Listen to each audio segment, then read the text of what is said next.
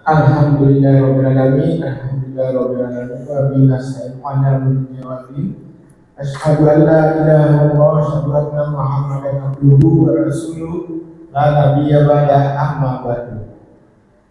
Rabbi shrah li sadri wa yassir li amri wa hlul 'uqdatam min lisani yafqahu qawli. Rabbi zidni ilman warzuqni fahman. Segala puji, syukur, alhamdulillah kita panjatkan kehadirat Allah Subhanahu wa taala yang masih memberikan kepada kita segala macam nikmat.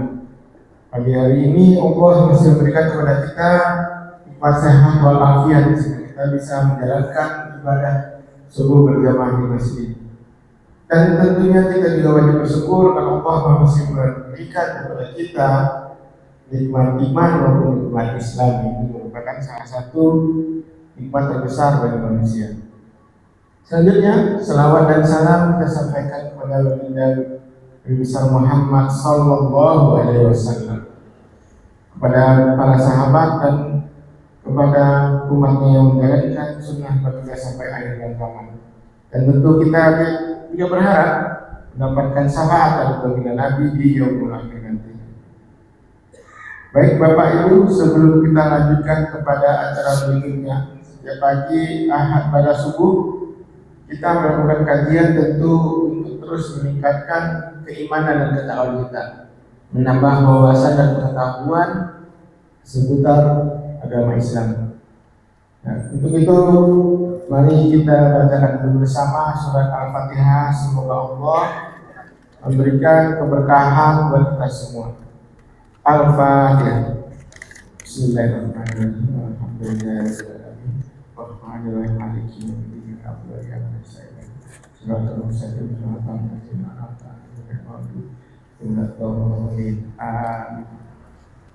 Baik Bapak Ibu, pagi hari ini bersama kita Pak Ustadz Hikmat telah hadir. Beliau telah menyempatkan diri untuk memberikan sharing bagi kita, memberikan pencerahan bagi kita pada pagi hari ini mengenai pelaksanaan syariat Islam. Untuk lebih jelasnya, mari kita simak bersama. Nanti kalau ada yang kurang jelas, ada waktu juga untuk diskusi atau tanya jawab.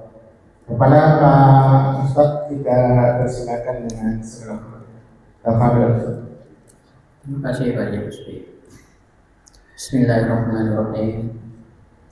Assalamualaikum warahmatullahi wabarakatuh. Waalaikumsalam warahmatullahi wabarakatuh. Alhamdulillahilladzi anzala sakinata fi qulubil mu'minin yazdadu imanan ma'a imani. Asyhadu an la ilaha illallah wa asyhadu anna Muhammadan abduhu wa rasuluhu la nabiyya ba'dah. Allahumma shalli wa sallim ala nabiyyina Muhammadin wa ala alihi wa sahbihi wa barik wa sallim ajma'in, amma ba'd. Yang saya hormati para sesepuh, para asatidz, tokoh masyarakat, KRT dan KRW, bapak-bapak, ibu-ibu yang dirahmati Allah Subhanahu wa taala. Tidak henti-hentinya kita memanjatkan puji syukur kehadirat Allah Subhanahu wa taala. Karena pada pagi hari ini kita dihidupkan oleh Allah Subhanahu wa taala setelah kematian kita dalam keadaan beriman. Dalam keadaan yang hati kita terpaut dengan ibadah kepada Allah Subhanahu wa taala. Kita bersyukur kepada Allah Subhanahu wa taala karena kita masih diberikan hidup sampai menjelang memasuki Ramadan, yaitu di bulan Sya'ban. Kita bersyukur kepada Allah Subhanahu wa taala bahwa Allah masih memberikan kepada kita kesempatan untuk menambah amal. Kita bersyukur kepada Allah Subhanahu wa taala karena kita masih diberikan kesempatan untuk bertaubat. Itu semua adalah bentuk kasih sayang Allah Subhanahu wa taala kepada kita. Allah tidak ingin kita mati dalam keadaan kufur. Allah tidak ingin kita mati dalam keadaan bermaksiat kepada Allah Subhanahu wa taala. Karena itu kita syukuri segala nikmat yang Allah berikan kepada kita. Salawat wassalam semoga Allah Subhanahu wa taala senantiasa curahkan kepada suri tauladan kita Rasulullah sallallahu alaihi wasallam. Ayo kita berselawat ya. Allahumma shalli ala sayyidina Muhammad wa ala ali sayyidina. Masyaallah muslimin rahimakumullah, Bapak Ibu yang dirahmati Allah Subhanahu wa taala. Setelah kita mempelajari pada pertemuan yang lalu tentang tauhid kepada Allah Subhanahu wa taala, tentang perkara-perkara keyakinan untuk mempertuhankan hanya Allah Subhanahu wa taala, beribadah hanya kepada Allah Subhanahu wa taala, menundukkan segala harapan hanya kepada Allah Subhanahu wa taala, menjauhkan diri dari hal-hal yang mengotori tauhid kita, hal-hal yang mengotori keyakinan kita akan keesaan Allah Subhanahu wa taala. Demikian juga tentang keyakinan kita bahwa Rasulullah Shallallahu Alaihi Wasallam adalah satu-satunya yang dicontoh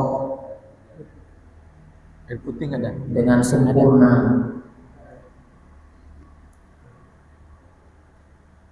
Rasulullah Shallallahu Alaihi Wasallam adalah seorang Rasul yang diutus oleh Allah Subhanahu wa taala untuk mengajarkan kepada kita tentang segala macam bentuk kehidupan, cara menjalani hidup, cara kita meyakini akan kekuasaan Allah Subhanahu wa taala serta batasan-batasan hak antara Allah Subhanahu wa taala dan hak Rasulullah Shallallahu Alaihi Wasallam terhadap kita.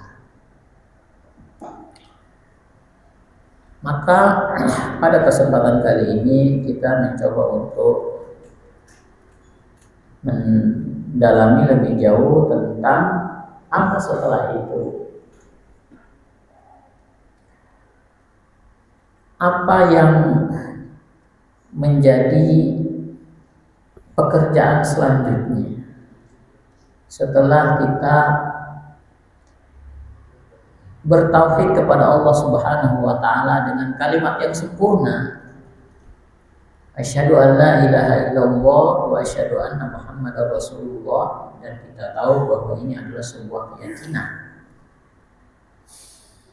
Maka pekerjaan selanjutnya itu adalah meyakini bahwa Allah Subhanahu wa taala adalah satu-satunya sebagai tasyri' atau yang membuat syariat. Allah Subhanahu wa taala yang membuat aturan-aturan untuk kita. Rasulullah Shallallahu Alaihi Wasallam itu menjalankan aturan-aturan Allah Subhanahu wa taala yang diamanahkan oleh Allah Subhanahu wa taala untuk menyampaikan kepada kita syariat.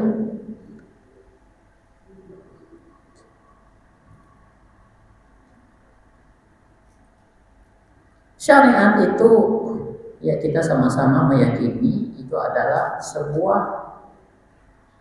manhaj, sebuah jalan yang harus dilalui oleh kita dalam hal akidah, dalam hal ibadah, dalam hal muamalah. Atau lebih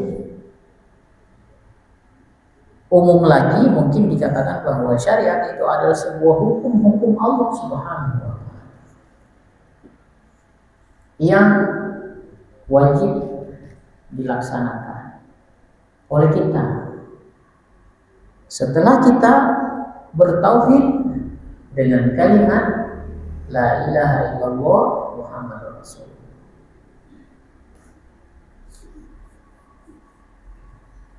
Syariat itu adalah merupakan sebuah amalan-amalan,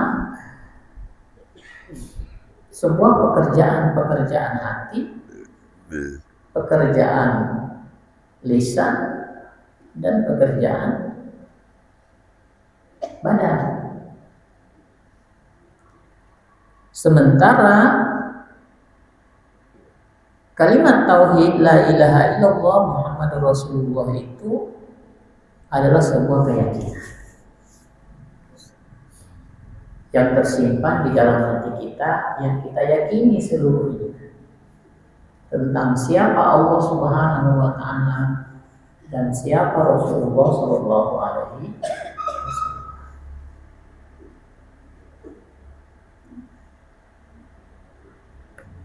Mengukur tentang sejauh mana kekuatan seseorang akan keimanan seseorang itu adalah meliputi keduanya. Orang yang mentaati, orang yang menjalankan yang benar keyakinannya kepada Allah Subhanahu wa taala, dan orang yang melaksanakan syariat Allah Subhanahu wa taala. Ini adalah sebuah dua ukuran yang menjadikan seseorang itu dikatakan beriman. Orang hanya meyakini Allah Subhanahu wa taala dan Rasulullah sallallahu alaihi wasallam sebagai utusan Allah Subhanahu wa taala. Tetapi dia tidak melaksanakan syariat Allah Subhanahu wa taala. Dia tidak sholat. Dia tidak melaksanakan rukun-rukun daripada rukun agama Islam. Tidak memiliki akhlakul karimah, akhlak terhadap Allah Subhanahu wa taala, akhlak terhadap manusia, akhlak terhadap binatang dan makhluk Allah yang lain. Itu belum dikatakan beriman. Atau orang yang menjalankan syariat, melaksanakan seluruh ibadah-ibadah yang disyariatkan oleh Allah Subhanahu wa taala, juga memiliki akhlak yang baik, hubungan yang baik terhadap manusia. Tetapi dia tidak mentauhidkan Allah Subhanahu wa taala. Itu juga tidak benar. Maka yang harus kita jalankan dalam kehidupan kita, yang setelah kita meyakini akan mengibadahi hanya Allah Subhanahu wa taala, maka yang selanjutnya adalah menjalankan syariat Allah Subhanahu wa taala. Kedua-duanya seiring, sejalan. Kenapa? Karena melaksanakan syariat Allah Subhanahu wa taala, melaksanakan ibadah kepada Allah Subhanahu wa taala itu adalah memiliki orientasi, memiliki tujuan. Kepada siapa ibadah itu diserahkan?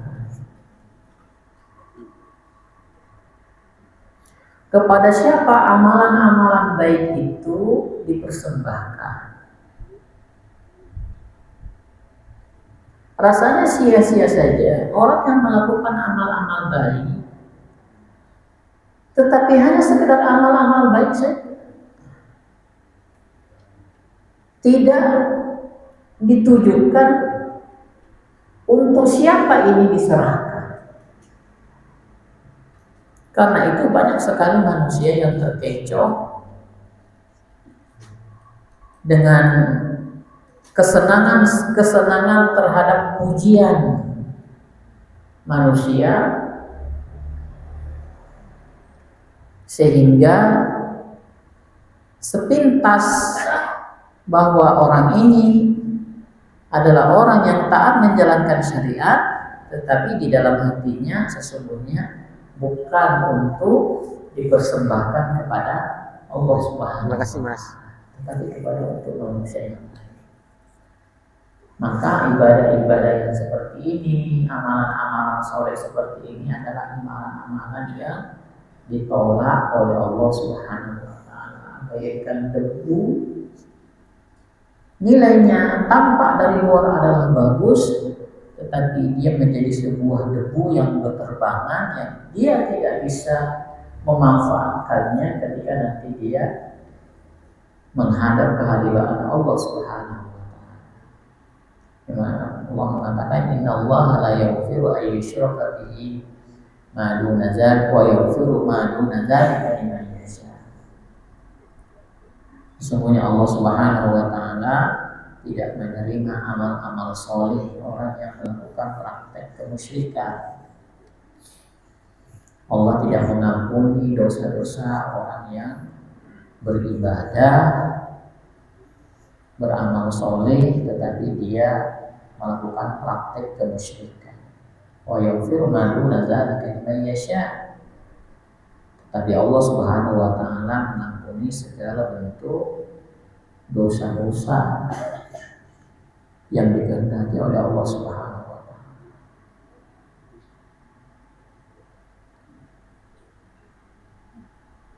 Orientasi di dalam beramal selain kepada Allah Subhanahu wa Ta'ala itu masuk dalam kategori musyrik.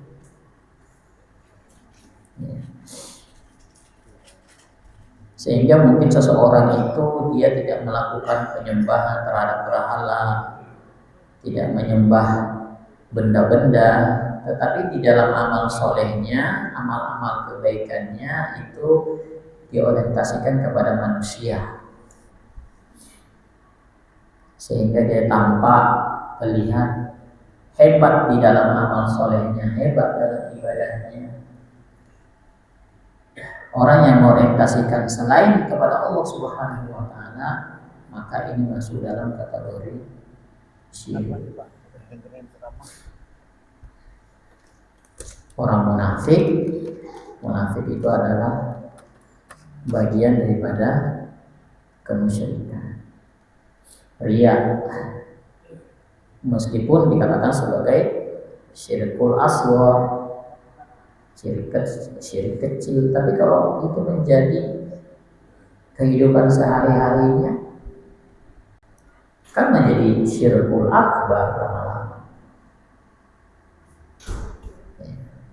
Bapak-bapak ibu dan Allah Subhanahu wa Ta'ala, sebagai seorang mukmin yang telah bersyahadat, meyakini akan kalimat syahadat, maka saya katakan tadi harus tunduk kepada syariat Allah Subhanahu wa Ta'ala. Tidak boleh menambah-nambahkan. Tidak boleh sesuatu yang diharamkan oleh Allah Subhanahu wa Ta'ala kemudian kita halalkan.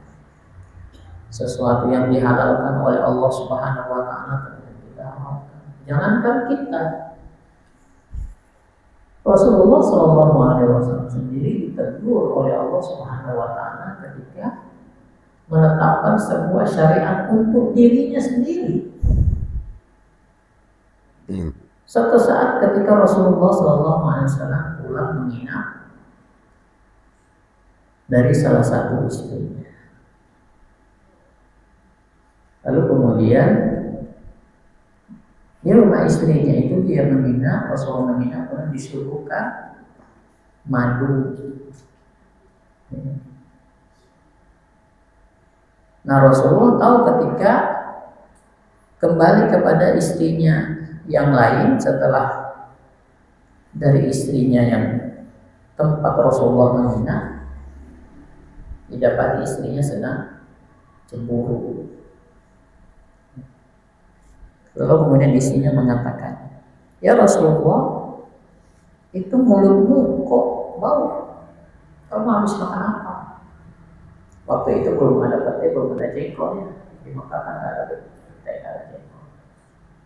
Kok mulut kamu bau? Kata Rasulullah, enggak makan apa-apa. Tadi cuma minum madu aja. Kata istrinya, itu madunya itu madu yang kau minum, madu yang enggak bagus. Madunya jelek.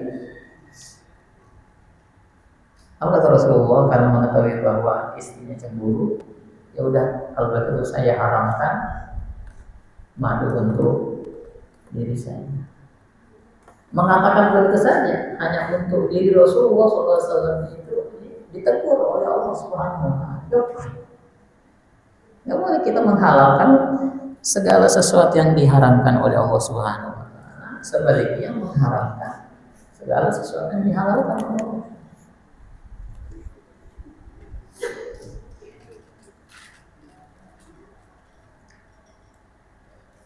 Jadi menghalalkan sesuatu yang diharamkan Allah atau mengharamkan sesuatu yang dihalalkan oleh Allah Subhanahu Wa Taala itu merontokkan keimanan kita kepada Allah.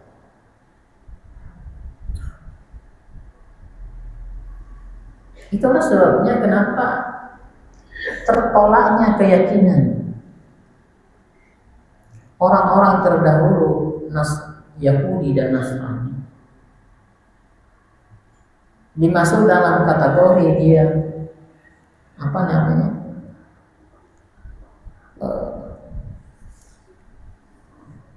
menyembah rohib-rohib mereka, pemimpin-pemimpin mereka, ulama-ulama mereka.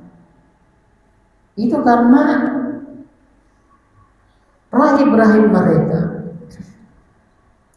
itu adalah menetapkan hukum sebuah syariat yang itu dihalalkan oleh Allah Subhanahu Wa Taala, tapi dia dihalalkan dan menetapkan perkara yang sebaliknya diharamkan oleh Allah Subhanahu Wa Taala, tapi mereka menghalalkan. Babi itu diharamkan oleh Allah Subhanahu Wa Taala, mereka menghalalkan.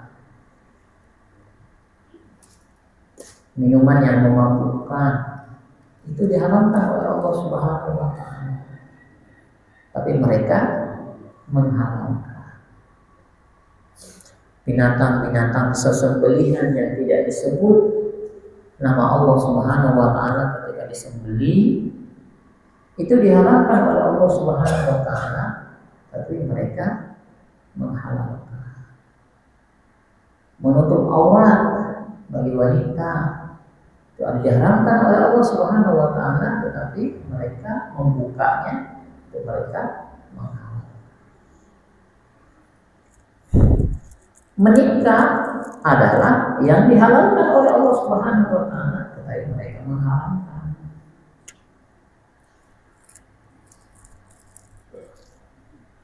Menikah lebih dari satu atau terjadinya perceraian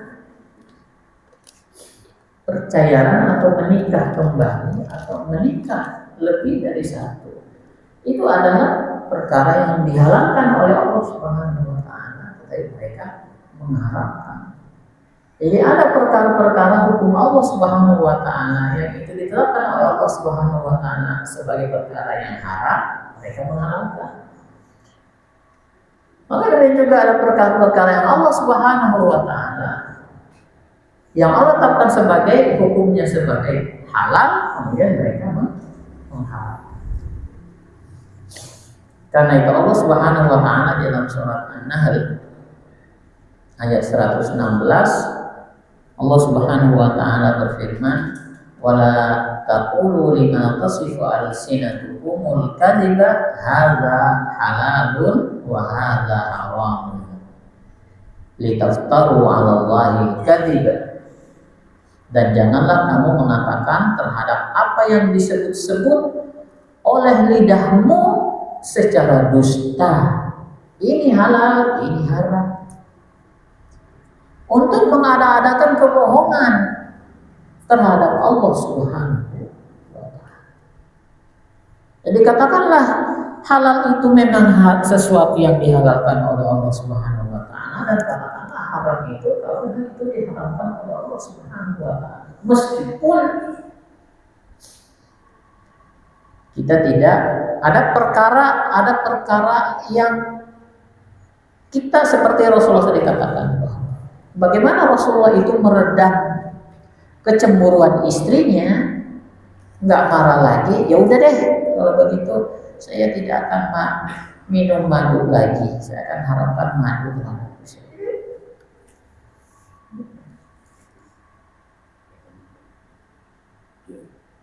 Kita suka nggak begitu? Habis minum madu, habis makan jengkol di rumahnya pos 2, datang ke pos 1, mulutnya bau. Kok mulutnya bau Pak? Habis makan jengkol ya? Iya makan jengkol. Udah marah. Jengkol halal ya? Halal nggak sih jengkol? Halal pete.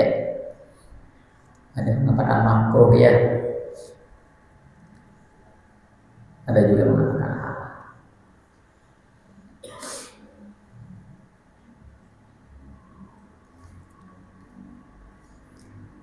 Dalam surat Yunus juga Allah Subhanahu wa taala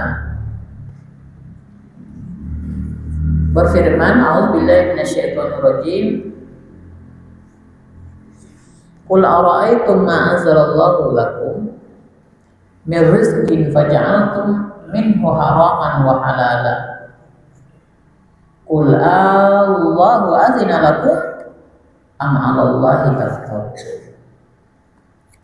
Katakanlah, terangkanlah kepadaku tentang rezeki yang diturunkan Allah kepadamu, lalu kamu jadikan sebagiannya haram, sebagiannya halal.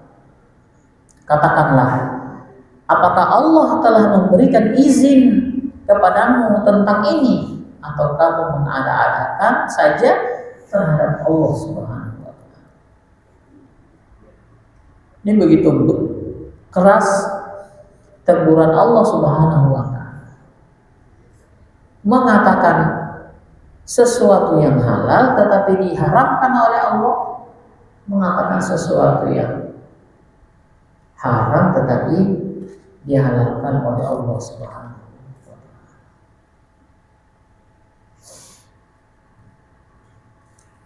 Karena itu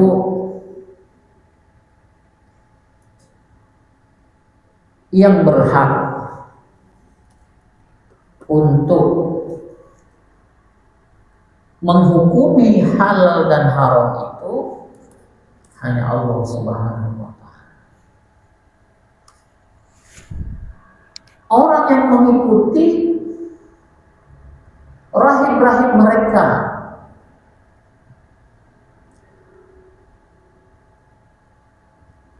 atau yang mengikuti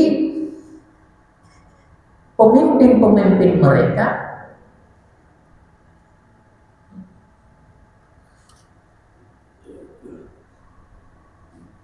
sementara pemimpin-pemimpin mereka itu adalah mengharamkan sesuatu yang halal dan menghalalkan sesuatu yang haram, maka ini kafir hukumnya.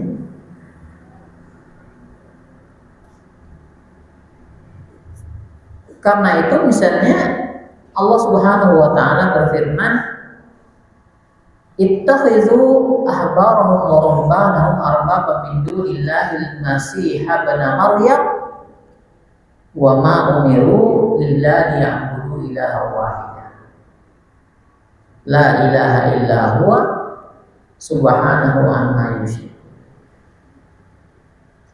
Mereka ini pengikut orang Nasrani, orang Yahudi. Mereka menjadikan orang-orang alim dan rahib-rahib mereka, pastor, pendeta, sebagai sesembahan selain pada Allah Subhanahu wa taala. Juga mempertuhankan Al-Masih putra Maryam. Padahal mereka hanya disuruh untuk menyembah ilah yang esa, Tuhan yang satu. Tidak ada ilah, tidak ada yang disembah kecuali hanya Dia saja. Maha suci Allah dari apa yang mereka persekutukan. Lalu kemudian mereka mengatakan, saya tidak menyembah para pendeta dan para pastor itu. Rahim-rahim saya tidak menyembah.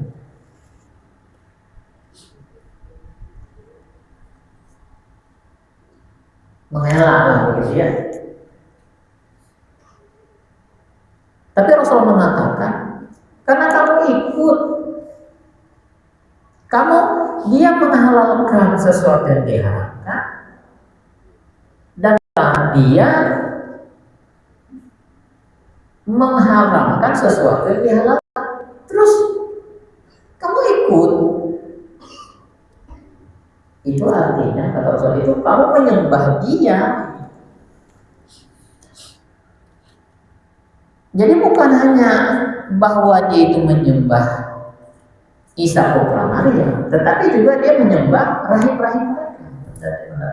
Kenapa? Karena pendeta-pendeta yang menetapkan sebuah hukum, yang hukum itu bukan ditetapkan oleh Allah Subhanahu wa Ta'ala,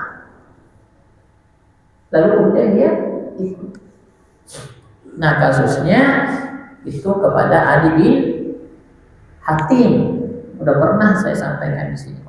Adi bin Hatim itu pakai salib emas di hadapan Rasulullah SAW. Maka Adi bin Hatim itu mengatakan, ra'aitu Rasulullah SAW fi unuqihi salibun min zahabin. Aku melihat Rasulullah SAW itu memanggil Adi bin Hatim itu yang sedang menggunakan salib emas di lehernya. Rasul mengatakan, ya Adi, itrah hadzal wasna min unuqi. Wahai Adi, copot salib itu, kemudian buang. Maka berkata Adi, fatarhu wanhaitu ilaihi wa huwa yaqra'u fi suratin bara'ah. Lalu kemudian saya copot, kemudian saya deketin Rasulullah. Kemudian Rasulullah SAW membaca surat At-Taubah ayat 31 yang saya bacakan tadi ya, ittakhadhu ahbarahum wa rubbanahum arbaba min dunillah. Mereka itu, wahai Adi, mempertuhankan pendeta-pendeta mereka dan rahib-rahib mereka. Lalu kemudian dibantah oleh Adi, ya Rasulullah, inna lasna na'buduhum. Saya enggak menyembah pendeta-pendeta itu, rahib-rahib itu.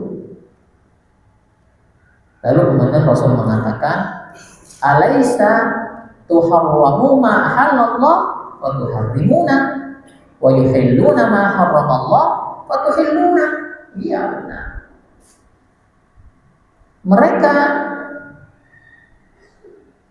menghalalkan sesuatu yang diharamkan oleh Allah dan mengharamkan sesuatu yang dihalalkan oleh Allah. Sementara kamu mengikuti, mentaati mereka. Sehingga Rasulullah mengatakan, qultu bala, apakah tidak seperti itu wahai Adi? Betul, saya ikut apa yang mereka tetapkan. Maka Rasulullah mengatakan, fatil ka'ibadatu, maka itulah dikatakan bahwa kamu sedang menyembah mereka.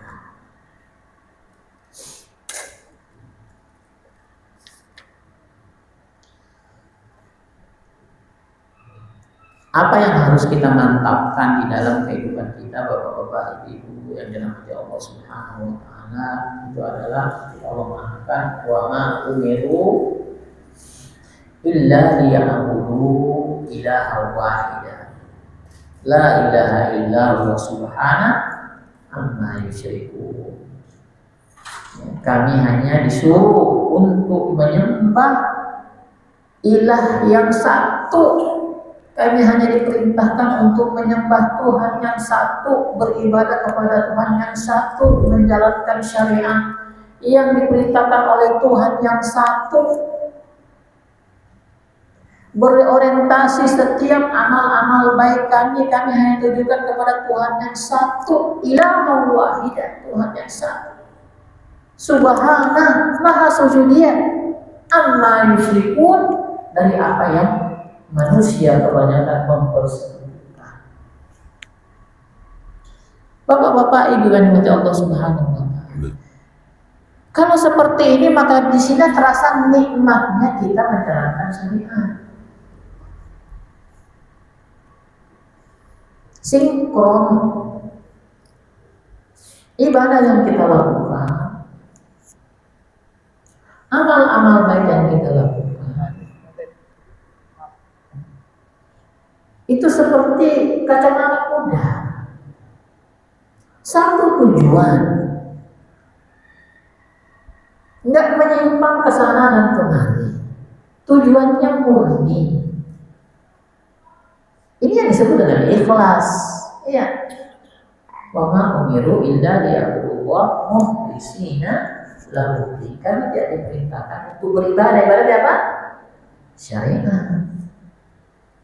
Ibadah itu adalah syariat. Kami tidak diperintahkan untuk menjalankan syariat, menjalankan amal-amal apa saja yang kami anggap baik, kecuali amal-amal itu, amal-amal baik itu kami hanya tujukan kepada Allah Subhanahu. Nggak bercabang kiri kan? Ini namanya sinkron antara pemahaman tauhidnya dan pelaksanaan syariatnya. Amalan syariat, ibadah, amal-amal soleh yang lain yang dia lakukan itu sinkron terhadap tauhidnya. Kalau seperti itu kita sudah sampai pada tahapan itu, bapak-bapak, ibu yang Allah Subhanahu wa taala, nikmat sekali kita beribadah. Kenapa? Karena ibadah itu para ulama kita membagi ibadah itu. Dikit lagi ya. Syuruk jam berapa ini? 45, 6, 5, 45 ya kalau nggak salah. Ya. Kita salat syuruknya dilebihkan sedikit dari waktu syuruknya. Ya, karena itu yang disunahkan oleh Rasulullah SAW itu melaksanakan salat isyraq itu tidak pas pada waktu syuruknya, tetapi kita lebihkan. Karena syuruk itu artinya terbit, matahari pas terbit. Maka terbit itu adalah permainan setan, itu adalah seperti dia nangkring di atas matahari yang sedang terbit, atau yang sedang tenggelam, atau yang sedang pas di atas itu.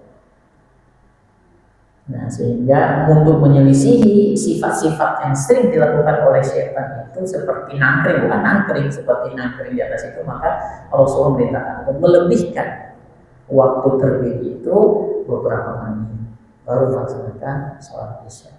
Zuhur juga begitu,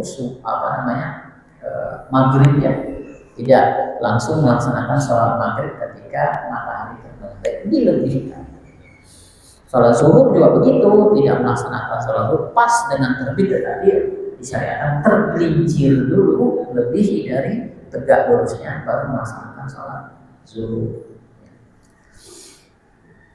Nah, isyraq juga begitu, karena jarang-jarang dilakukan, bukan sesuatu yang umum dilakukan sholat syuruk. Makanya di antara kita yang persis pas waktu syuruknya langsung sholat, sebaiknya itu adalah dilebihkan. Nah, kita lanjutkan sedikit Bapak Ibu Allah Subhanahu. Ibadah itu dibagi oleh para ulama. Ada ibadah hati. Ini kan syariatnya, ada ibadah hati. Kemudian ada ibadah lisan, dan ada juga ada ibadah perbuatan. Ibadah amal, arkan. Ibadah lisan, ibadah hati apa? Ibadah hati itu adalah tawakal. Tawakal kepada Allah Subhanahu wa Ta'ala. Kemudian apa? Ikhlas kepada Allah Subhanahu wa Ta'ala. Khauf, rasa takut kepada Allah Subhanahu wa Ta'ala. Apalagi dan tawakal kepada Allah. Cinta, mahabbah, cinta kepada Allah Subhanahu wa Ta'ala. Mencintai Allah Subhanahu wa Ta'ala. Bertawakal kepada Allah Subhanahu wa Ta'ala. Tawakal. Tawakal itu menyerahkan segala urusan itu hanya kepada Allah Subhanahu wa Ta'ala. Itu urusan Allah kan?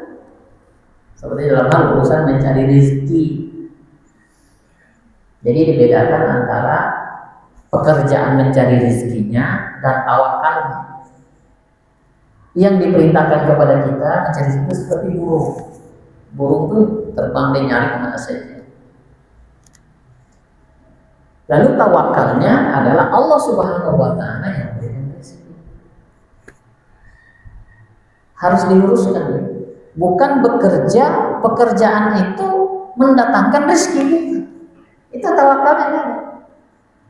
Kerjakan sesuai dengan sunnah-sunnahnya, aturan mainnya, profesionalisme dan lain-lain. Baru kemudian setelah itu tawakal kepada Allah Subhanahu wa Ta'ala. Ya tawakal.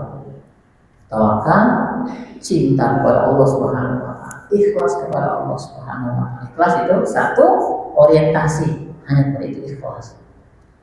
Orientasi hanya kepada Allah Subhanahu wa Ta'ala. Rasa takut kepada Allah, khawatir, takut terhadap siksa Allah, takut terhadap azab Allah, ya takut. Itu adalah ibadah hati, Bapak Ibu. Itu kan harus dilatih. Perasaan itu harus hadir dalam kehidupan kita. Karena itu ada kita bisa berenung, dia membayangkan akan kekuasaan Allah terhadap kita. Itu adalah amalan hati, ibadah hati. Lalu kemudian dibarengi dengan ibadah lisan. Apa itu ibadah lisan? Ibadah yang keluar dari lidah kita. Apa itu? Tilawah dan zikir. Membaca Al-Quran dan berzikir. Zikir apa? Banyak. Subhanallah, alhamdulillah, la ilaha illallah, Allahu akbar, astaghfirullahaladzim, Allahumma salli ala Sayyidina Muhammad wa ala ali Sayyidina Muhammad. Itu zikir termasuk Allah. Itu adalah ibadah lisan. Bagaimana seharusnya? Seharusnya itu adalah yang tadi mensinkronkan antara ibadah hati dan ibadah lisan, sehingga ibadah itu memiliki nilai di hadapan Allah Subhanahu wa Ta'ala. Mungkin kita selama ini kebanyakan kalau selesai sholat, Subhanallah, kejar target 33. Alhamdulillah. Kemana pikirannya? Kejar target 33. Allah. Kita harus disinkronkan. Ibadah itu harus menggabungkan antara ibadah hati kita dan ibadah lisan kita. Ya. Baru kemudian yang selanjutnya ibadah amal, ibadah perbuatan, gerakan sholat, berpuasa, melaksanakan ibadah haji, umroh, mengeluarkan zakat, berkurban, serta amalan-amalan lain yang tidak ditetapkan di dalam rukun Islam itu. Berbuat baik kepada orang lain, bersedekah kepada orang, membantu orang yang susah, menghormati orang tua, dan seterusnya. Banyak sekali cabang-cabang daripada ibadah-ibadah perbuatan tadi harus disinkronkan. Karena itu ibadah perbuatan harus bergabung padanya. Nah, ibadah perbuatan harus masuk bersamaan dengan ibadah hati. Ibadah lisan juga harus bersama di dalamnya ibadah hati. Jangan sendiri-sendiri. Kalau ibadah lisan saja tetapi dia tidak bergabung dengan ibadah hati, ya seperti tadi habis sholat itu subhanallah, zikir dia, tetapi hatinya tidak masuk dalam berzikir. Jadi kita sering melaksanakan ibadah lisan, kita sering melaksanakan ibadah perbuatan. Masukkanlah ibadah hati di dalam keduanya. Ketika beribadah lisan berupa tilawah Quran dan berzikir kepada Allah Subhanahu wa taala, masukkan ibadah hati di dalamnya. Ketika kita sedang melaksanakan ibadah perbuatan, amal bentuk sholat, zakat, sedekah, haji, umroh dan seluruh amal-amal bagian, masukkan pula lah ibadah hati di dalamnya sehingga ibadah itu menjadi bermakna di hadapan Allah Subhanahu. Itu saja Bapak-bapak Ibu dan Allah Subhanahu wa taala, mudah-mudahan ada manfaatnya. Dari kurang mohon maaf. Qul hadzal astagfirullahaladzim. Assalamualaikum warahmatullahi wabarakatuh. Waalaikumsalam warahmatullahi wabarakatuh. Alhamdulillahirrahmanirrahim. Demikian penyampaian materi tadi dimulai dengan tauhid uluhiyah dan rububiyah, ya. Bagaimana kita bersahadat itu langsung menjaga dalam hati. Selanjutnya juga ada ibadah lisan dan ibadah hati dan ibadah perbuatan, sehingga terus benar-benar keimanan kita itu konkret. Iman dinyatakan dengan lisan, disebutkan dalam hati, dan dikerjakan dalam perbuatan. Itulah yang benar-benar sebenar-benar iman. Barangkali Bapak Ibu ada yang kurang jelas atau ada sesuatu yang mau ditanyakan, boleh. Sebelah kiri Pak Hendro, tanya Pak. Gak ada. Di tengah ibu-ibu mungkin ada. Pak Amin, tanya Pak. Totip nanya. Enggak ada. Sebelah kanan. Cukup jelas ya. Cukup jelas, alhamdulillah. Baik, apabila memang nggak ada, nanti kalaupun tiba-tiba ingat, silakan langsung bisa Pak Lukman, ya. Kalau ada yang kurang jelas, kita tutup saja kajian kita pagi hari ini tentu dengan hamdalah dan doa kafaratul majlis. Alhamdulillahirabbil alamin. Subhanakallahumma wa bihamdika asyhadu an la ilaha illa anta astaghfiruka wa atubu ilaik. Wabillahi taufiq wal hidayah. Assalamualaikum warahmatullahi wabarakatuh.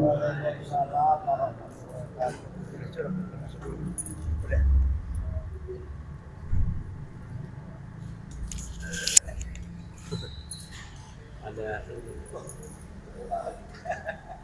Pak, bajunya sama lagi. katanya gini Pak, kopiahnya baru gitu. Kopiah yang asli Pak.